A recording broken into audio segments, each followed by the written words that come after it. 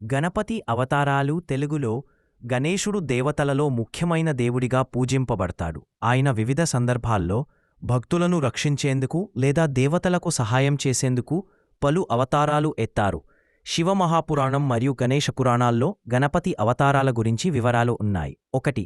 వక్రతుండ అవతారం. వక్రతుండుడు మత్స్యాసుర అనే రాక్షసుడిని సంహరించడానికి అవతరించారు. మత్స్యాసురుడు ధర్మాన్ని నాశనం చేస్తుండగా వక్రతుండుడు అతన్ని సంహరించి ధర్మాన్ని స్థాపించాడు. 2. ఏకదంత అవతారం. మధు కైటభ అనే రాక్షసులను సంహరించేందుకు ఈ అవతారం తీసుకున్నాడు. ఈ అవతారంలో గణేశుడు ఒక్క దంతం, ఒక పక్క దంతం విరిగిన రూపంతో ఉంటాడు. 3. మహోదర అవతారం. మోహసురుడిని సంహరించేందుకు గణపతి మహోదర అవతారం తీసుకున్నాడు. ఈ అవతారం ప్రగల్భమైన జ్ఞానాన్ని సూచిస్తుంది. గజానన అవతారం. లోభాసురుడిని సంహరించేందుకు గజానన అవతారం వెలసింది. నాశనాన్ని సూచిస్తుంది. 5. లంబోదర అవతారం. క్రోధాసురుడిని సంహరించేందుకు లంబోదర అవతారం తీసుకున్నాడు. ఈ అవతారం శాంతిని, సహనాన్ని ప్రాముఖ్యంగా సూచిస్తుంది. 6. వికట అవతారం. కామాసురుడిని సంహరించేందుకు వికట రూపంలో గణపతి అవతరించాడు.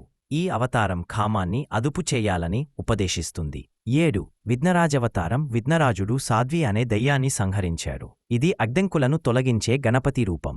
8. ధూమ్రవర్ణ అవతారం. అభీచరుడి అనే రాక్షసుడిని సంహరించేందుకు ధూమ్రవర్ణ రూపంలో గణపతి అవతరించాడు. ప్రాముఖ్యత.